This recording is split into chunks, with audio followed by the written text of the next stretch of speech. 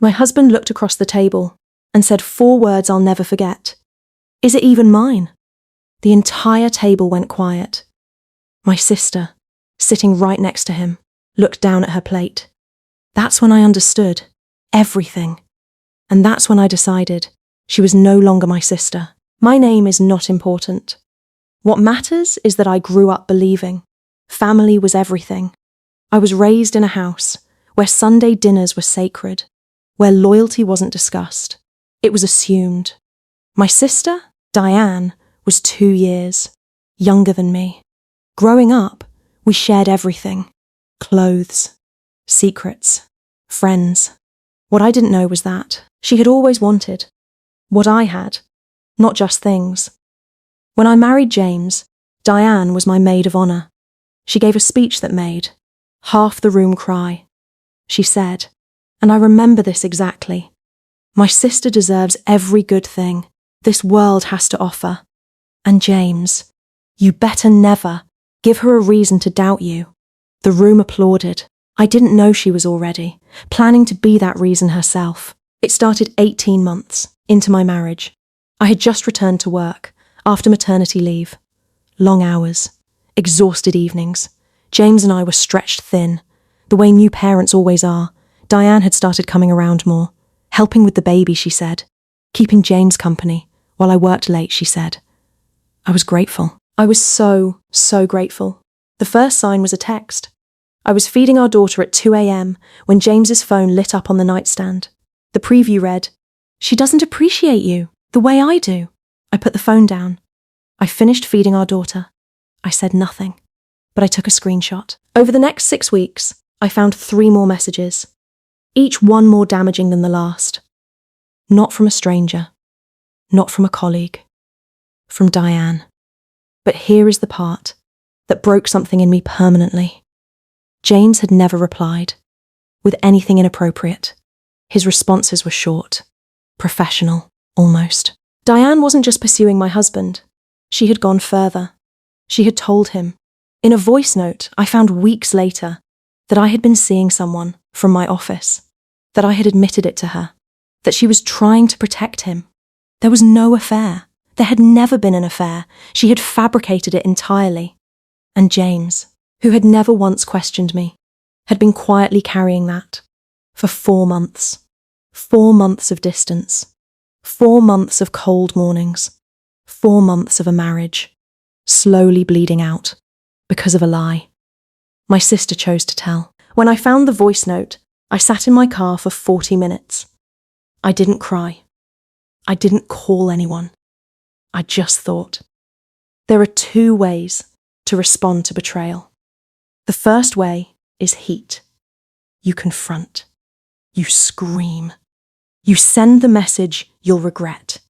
You give the other person exactly what they want. Your reaction. Your chaos. Your credibility destroyed in a single moment of anger.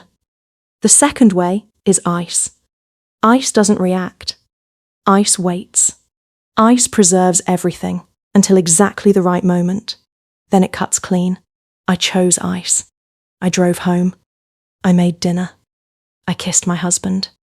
I asked about his day. And I began to plan the most important Christmas our family had ever seen. Step 1. James. That evening after our daughter slept, I sat across from my husband, at our kitchen table. I placed my phone between us. I pressed play on the voice note. We listened to my sister's voice. Tell my husband that his wife had been unfaithful. James didn't move for a long time. He said, "I want you to know I never believed her. Not completely. But it was enough to." He stopped. I didn't need him to finish. We talked until 3 a.m. By the end, we weren't just okay. We were aligned. Step 2. Christmas dinner. Our family had held Christmas dinner at my parents' house for 23 years. 15 people, minimum. My grandparents, aunts, uncles, my parents at the head of the table, and Diane, always there, always smiling, always performing the role of devoted little sister. I called my mother 2 weeks early. I told her I had something important to share at dinner, something the whole family needed to hear. She assumed it was good news, a pregnancy, maybe. It was not good news. I spent those 2 weeks preparing a single document. Every message, every screenshot, the voice note, transcribed in full, a timeline, dates, times, content, 12 pages, printed, bound. 1 copy for every adult at that table. Christmas dinner, December 25th. The house smelled, like it always did. Pine and cinnamon and my mother's cooking. Diane arrived in red. She hugged me at the door, kissed my daughter on the head, called James brother the way. She always did. I smiled the whole time. We ate. We laughed. My grandfather told his annual story about the blizzard of '89. Then dessert arrived. I stood up. Before we have dessert, I have something for everyone. James helped me distribute the folders. 12 people at that table. 12 folders placed face down. I said, please turn them over.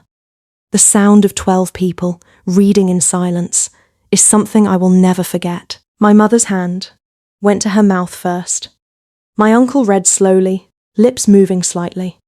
My grandmother put her folder down and looked at Diane for a very long time. Diane had gone the colour of paper. She said, this is taken out of context. No one responded. She said, I was trying to help. Still nothing. She said, can we please just talk about this privately? My father, who had not said a single word, looked at her and said, very quietly, I think you've said enough, Diane. She left before dessert. She drove home alone on Christmas night, while the rest of us sat in silence for a while, and then, slowly, began to put the pieces of our family back together. Without her. People ask me if I regret doing it that way, in front of everyone, on Christmas. No, because here's what I know about people like Diane. Private confrontations. Give them room to rewrite the story, to play victim, to control the narrative before anyone else hears it. A public receipt cannot be privately edited. What she did, she did. In the dark, to my marriage, to my reputation, to the trust between a husband and wife.